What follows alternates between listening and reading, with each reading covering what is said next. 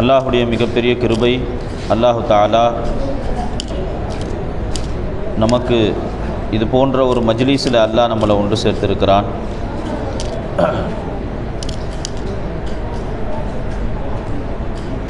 அல்லாஹ்வை இபாதத் செய்கிறது, அல்லாஹ்வை ஜிக்ர் செய்கிறது, தஸ்பீஹ் செய்கிறது, ஃபர்லான கடமைகளை தாண்டி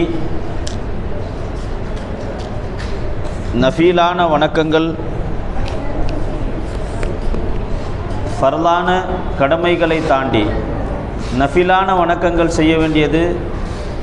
அதை கொண்டு பெருமானா ஸல்லல்லாஹு அலைஹி வஸல்லம் சொன்னாங்க, அல்லாஹுடைய நெருக்கம் கிடைக்குதுன்னு சொன்னாங்க, அல்லாஹுடைய முஹப்பத் கிடைக்குது.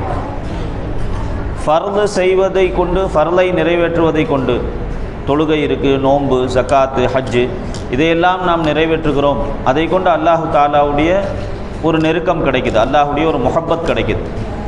ஆனால் நஃபிலான வணக்கம்ங்கிறது ஆப்ஷனல், அதை நாம் செஞ்சுதான் ஆகணுங்கிறது அவசியம் இல்லை. செய்யாமல் இருந்தால் அல்லாஹ் குத்தம் பிடிக்கிறது இல்லை. ஆனால் அந்த மாதிரி விஷயங்களை, நஃபிலான வணக்கங்களுக்காக, அல்லாஹ்வை இபாதத் செய்கிறதுக்காக, அல்லாஹ்வை சிக்ர் செய்கிறதுக்காக நாம் நம்முடைய நேர காலங்களை இங்கே ஒதுக்குவதற்கு அல்லாஹ்விடத்தில் ஒரு தனிப்பட்ட ஒரு பிரத்யேகமான ஒரு நெருக்கம் நமக்கு கிடைக்குது.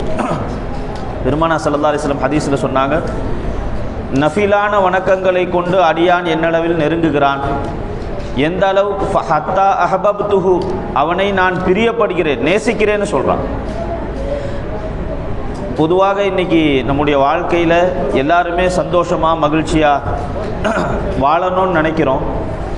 ஆனால் அதுக்கு எது தடையாக இருக்குதுன்னு நம்ம விளங்குறதில்லை. நாம் சந்தோஷமாக வாழ்கிறதுங்கிறது அல்லாஹுடைய கிருபையை கொண்டு தான் இருக்குது. வாழ வைத்தால் அவன்தான் வாழ வைக்கணும். அல்லது நமக்கு சோதனைகள், கஷ்டங்கள் வர்றதாக இருந்தாலும் நம்முடைய பாவங்களின் காரணமாக தான் வருது. நாம் அல்லாஹ்வை வருத்தப்படுத்துவதின் காரணமாக தான் நமக்கு சோதனைகள், கஷ்டங்கள்ங்கிறது நிகழுது. அப்போ அந்த சோதனைகள், கஷ்டங்களை விட்டும் நாம் மீட்சி பெறணும்னு சொன்னால், அதை விட்டு நீங்கணும்னு சொன்னால் அல்லாஹ் தான் அதை நீக்க முடியும்.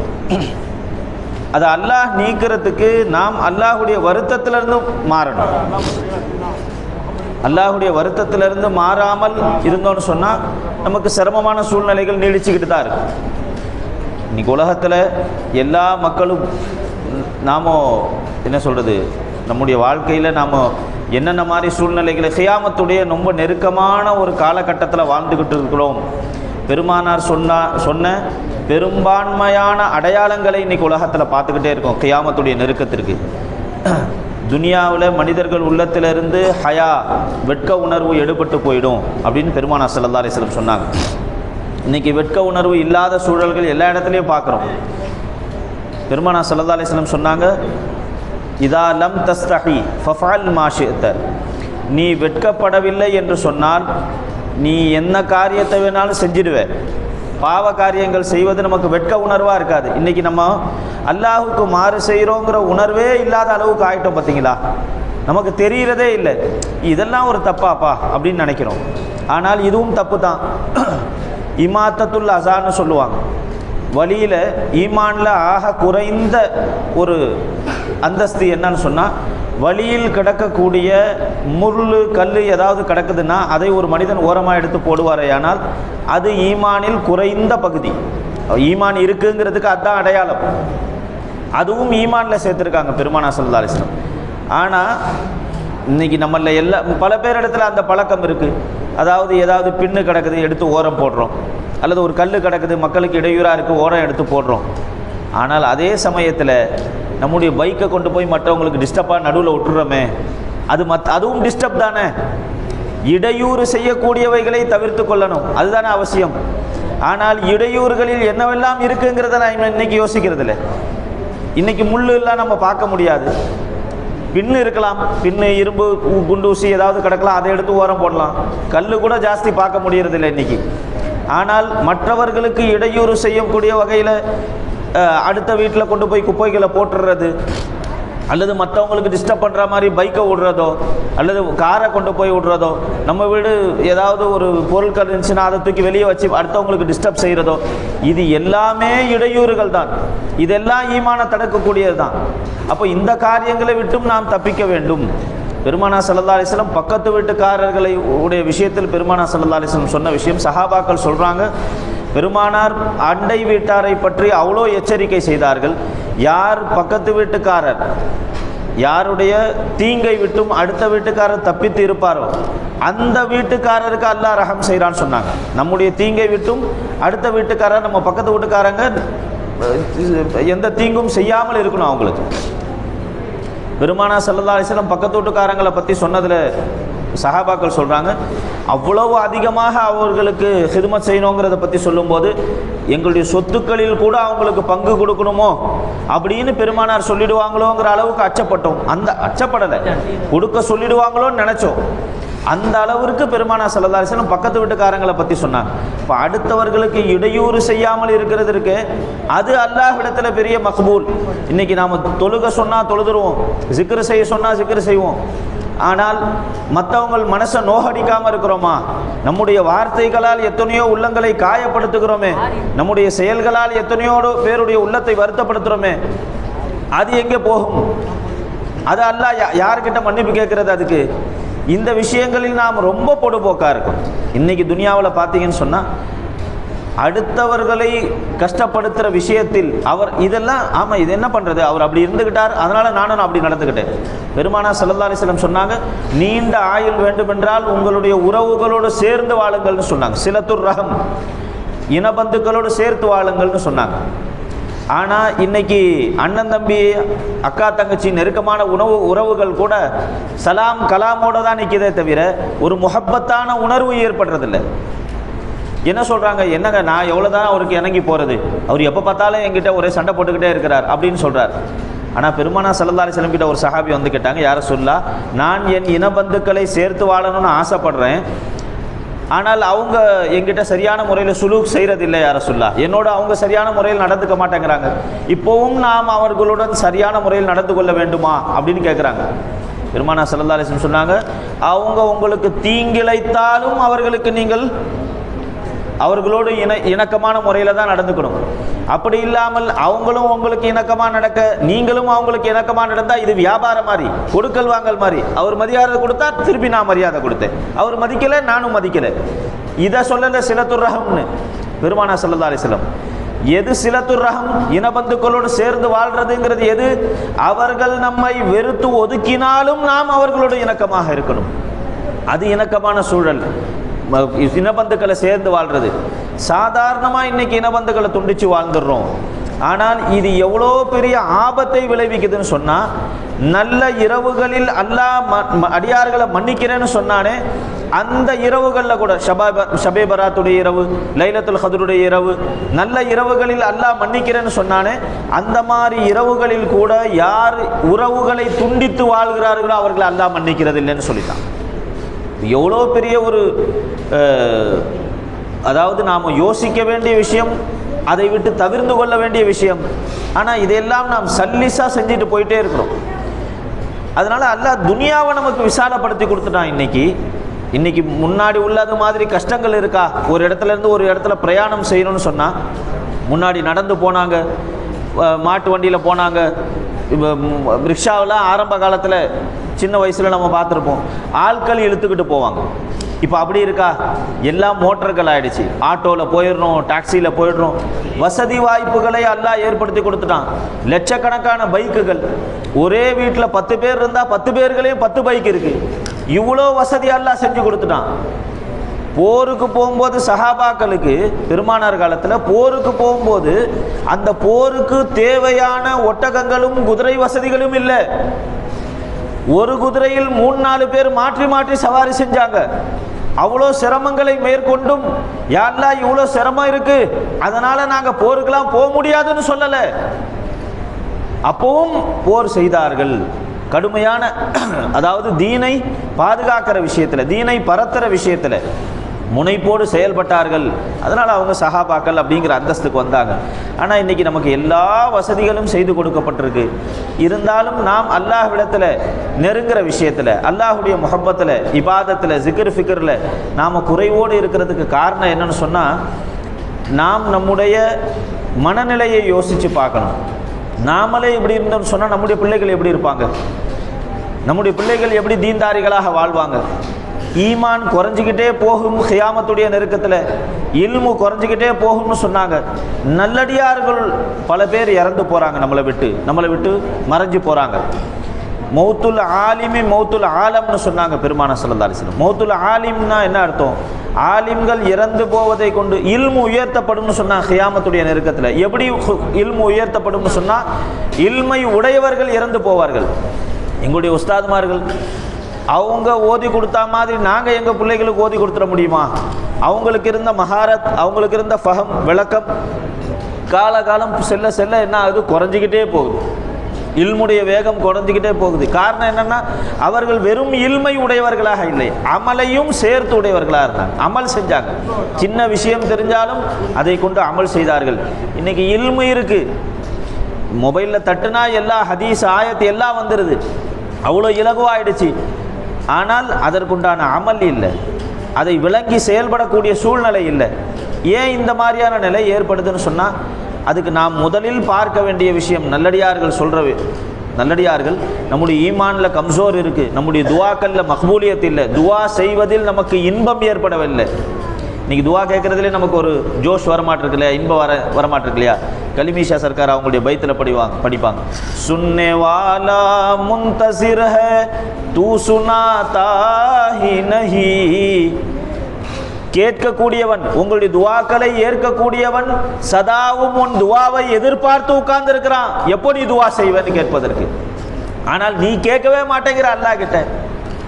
சுன்னே வாலா முன்தசிர் ஹை தூ சுனாதா ஹி நஹி. நீ யார்கிட்டெல்லாம் போய் நீ கேட்குற? நீ கேட்கக்கூடியவர்கள் எல்லாம் அவர்களே தேவையுடையவர்களாக இருக்கிறாங்க. நாம் அடியார்கள்ட்ட முகத்தாஜ் ஆகிறோமே, அவர்களே தேவையுடையவர்களாக இருக்காமோ, அவ என்ன உன் தேவையை பூர்த்தி செய்வான். ஆனால் உங்கள் தேவையை பூர்த்தி செய்வேன்னு சொல்லிட்டு உட்கார்ந்துருக்கிறானே, அவனிடத்துல நாம் கேட்கவே மாட்டோம். அவனிடத்துல நாம் கேட்கக்கூடிய முறை எப்படி இருக்கு அப்படின்னு சொன்னால், அஸ்பாப் கரெக்டாக இருக்கா? இப்போ ஒருத்தர் வேலை செய்கிறார், எனக்கு சம்பளம் 10,000 ரூபா மாதத்துக்கு வருதுன்னு சொன்னால், இதுக்குண்டான லெவலுக்கு தானே அல்லாஹ் என் தேவையை பூர்த்தி செய்ய முடியும். இதுக்கு மேலே எனக்கு ஒரு தேவை வருது, இதை எப்படி அல்லாஹ் பூர்த்தி செய்ய முடியும்? அல்லாஹ் கிட்ட கேட்கும் போதே நம்முடைய எண்ணம் எப்படி இருக்குன்னு சொன்னால், எனக்கு இருக்கிறதே 10,000 ரூபா தானே, இதில் எப்படி இந்த தேவை பூர்த்தி ஆகும்? இவ்வளோ பெரிய பெரிய தேவைகள் இருக்கே அப்படின்னு நினைக்கிறோம். அல்லாஹ்வை கம்சோராக விளங்குறோம், நாம் அல்லாஹ்வை குறையுடையவனாக விளங்குறோம். அல்லாஹ்சுபில்லா. அல்லாஹ் காதிரே முத்தலக், சபபு இருக்கான்னு பார்க்குறோம்.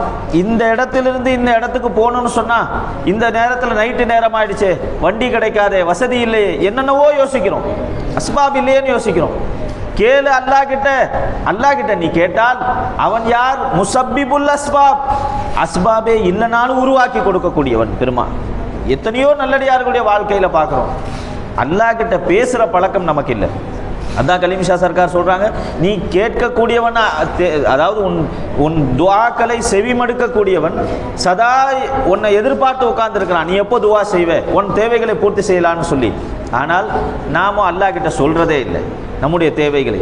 ஏன் இந்த துவாக்களில் நமக்கு இன்ட்ரெஸ்ட் போகிறதுக்கு காரணம் என்னன்னு நல்லடியார்கள் கிதாபில் எழுதும்போது சொல்கிறாங்க, உங்களுடைய துவாவில் உங்களுக்கு முஹப்பத் இன்ட்ரெஸ்ட் வரலன்னு சொன்னால், உங்களுடைய ரிஸ்கை செக் பண்ணுங்க, ஹலாலாக இருக்கான்னு செக் பண்ணுங்கன்னு சொல்கிறாங்க. நான் கரெக்டாக சம்பாதிக்க தானே செய்கிறேன், ஹலாலான முறையில் தானே சம்பாதிக்கிறேன், ஹலாலான முறையில் தானே செலவு செய்கிறேன் அப்படின்னு நினைக்கிறோம். பேங்க்கு, இன்ட்ரெஸ்ட்டு, கிரெடிட் கார்டு, இந்த மாதிரியான விஷயங்களை நம்ம எல்லாருமே உலண்டுக்கிட்டு தான் இருக்கிறோம். இன்றைக்கி டிஜிட்டல் இந்தியான்னு கொண்டு வந்துட்டாங்க, எல்லாமே ஆன்லைன் டிரான்சாக்ஷன்ஸ்லாம். நமக்கு நம்முடைய இருப்பில் வைப்பில் அவங்க ஒரு இன்ட்ரெஸ்ட் பணம் கொடுக்குறான் பார்த்தீங்களா, அது நமக்கே தெரியறதில்லை, அதெல்லாம் நம்ம பார்க்குறதும் இல்லை, கால்குலேட்டும் பண்ணுறதில்லை. நம்முடைய பணத்தில் அதுவும் கலந்துருக்கு. கலந்தால் அதனுடைய விளைவு என்னவாகும்? நம்முடைய துவாக்கல்ல, ஜிக்ர் ஃபிக்ரில், இபாதத்தில் இன்ட்ரெஸ்ட் குறைஞ்சி போகுது அப்படின்னு சொன்னால், உங்களுடைய கல்பை பாருங்கள். அதே சமயத்தில் உங்களுடைய கொடுக்கல் வாங்கலை சரி செய்யுங்கள்னு சொன்னாங்க, வாக்குறுதிகளை சரி செய்யுங்கள், அப்போ தான் முஹப்பத் வரும்னு சொன்னாங்க. அப்போ நம்முடைய அஹ்லாக், நம்முடைய நடவடிக்கை, இவைகளை சரி செய்வதை கொண்டு தான் அல்லாஹ்விடத்தில் நெருக்கம் கிடைக்கும். அல்லாஹு தாலா நமக்கு ஒரு பெரிய அருள் செஞ்சுருக்கிறான். இந்த முஹல்லாவில் ஒரு நாள் இஅ்திகாஃப்னு ஒரு ஏற்பாடு செஞ்சுருக்கிறாங்க. அதாவது எனக்கு என்ன தோணுச்சுன்னா, அதாவது அல்லாஹ் எத்தனையோ இந்த முஹல்லாவில் எத்தனையோ மக்கள் இருக்கிறாங்க, எல்லாருக்கும் பொதுவாகத்தான் வாங்க சொல்லப்படுது. எல்லாரும் தொழுகைக்கு வாங்கன்னு எல்லாருக்கும் தான் அல்லாஹ் அழைப்பு கொடுக்குறான். ஆனால் அந்த அழைப்பை ஏற்று வரக்கூடியவர்களில் ஒரு சிலர் தான் பள்ளிக்கு வந்து தொழுகிறாங்கன்னு சொன்னால், இது நாம் என்ன நினச்சிக்கிறோம், எனக்கு வேலை இருந்துச்சுப்பா அதனால் வரல, எனக்கு இன்ன வேலை இருந்துச்சு அந்த வேலை இருந்துச்சு அதனால் போயிட்டேன் இதனால் போயிட்டேன். ஃபில்டர் அல்லாவே பண்ணிடுவான் சில நேரங்களில். விருந்துக்கு அழைக்கிறோம், நம்ம வீட்டில் விருந்து வைக்கிறோன்னு சொன்னால் நாம் யாரை கூப்பிட்றோமோ அவங்க தானே உள்ளே வர முடியும், எல்லாரும் உள்ளே வந்துட முடியாது இல்லையா? அப்போ அல்லாவா செலக்ட் பண்ணி கூட்டு வரக்கூடியவர்களில் நம்மளும் ஒரு ஆளாக இருந்தால் அல்லாவுக்கு நன்றி செலுத்துங்கள்னு சொன்னாங்க. நாம் சிக்கரு செஞ்சுட்டா இபாதத் செஞ்சுட்டா தொழுதுட்டால் நாம் என்ன நினைக்கிறோம், அல்லாவுக்கு நான் இவ்வளோ பெரிய இபாதத் செஞ்சுட்டு நினைக்கிறோம். முதல்ல என்ன செய்யணும், அல்லாவுக்கு, அல்லாஹ் நீ கூப்பிட்ட உடனே அந்த கூப்பிட்ட குரலுக்கு ஓடி வந்து உன் முன்னாடி நிற்கிற நசீபை நீ பிச்சை கொடுத்தியா அல்லா அப்படின்னு அல்லாவுக்கு முதல்ல சுக்குர் செய்யுங்கன்னு சொன்னாங்க. ஏன்னா நாமளாக செய்வதாக நினைக்கிறோம், ஆனால் உண்மையில் அல்லாஹ் நம்மளை செய்ய வைக்கிறான். தௌஃபீக் மினல்லான்னு சொன்னாங்க. அல்லாஹ் தௌஃபீக் செய்யலைன்னு சொன்னால் எந்த சிக்கரும் செய்ய முடியாது, எந்த செலவாத்தும் மோத முடியாது, எந்த ஒரு நற்காரியமும் செய்ய முடியாது. அல்லாஹ் கிருபை செய்கிறான், நம்ம மீது இரக்கம் காட்டுகிறான். இந்த ஒரு நாள் ஏத்திகாஃபில் வந்து இருந்து நாம் சிக்ர் செய்வதற்கும் செலவாத்து ஓதுவதற்கும் நற்காரியங்கள் செய்வதற்கும் அதே சமயத்தில் நல்ல விஷயங்களை கேட்பதற்குமான வாய்ப்பை அல்லாஹ் ஏற்படுத்தி கொடுத்துருக்கிறான். அதனால் இதுக்கும் அல்லாஹ்வுக்கு சேர்த்து நன்றி செலுத்துவோம். அல்லாஹ் கிட்ட ஒரு பழக்கம் என்ன, நன்றி செலுத்தினால் அதிகப்படுத்துவேன், 1க்கு 10 கொடுப்பேன்னு சொன்னான். அது யார்? ஆம் மக்களுக்கு 1க்கு 10 கொடுப்பேன். சித்தீகீன்களுக்கு அல்லாஹ் 1க்கு 70 கொடுப்பேன்னு 700 கொடுப்பேன்னு சொல்கிறான் ஒரு ஆயத்தில். 1க்கு 700 கொடுப்பேன்.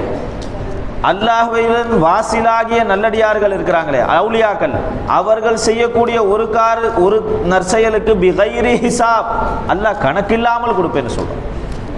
நாம் அந்த அளவுக்கு போகலைனாலும் 1க்கு 10 அல்லாஹ் கொடுக்கறதுக்கு காத்துக்கிட்டு இருக்கிறான். அதனால் அல்லாஹு தாலாவிடத்தில் ஜிக்ரோடு முனாஜாத்தோடு சலவாத்து ஓதுறோம்னு சொன்னால், சலவாத்து பெருமானா ஸல்லல்லாஹு அலைஹி வஸல்லம் அவர்களுக்காக நம்ம சலவாத்து ஓதுறோம்.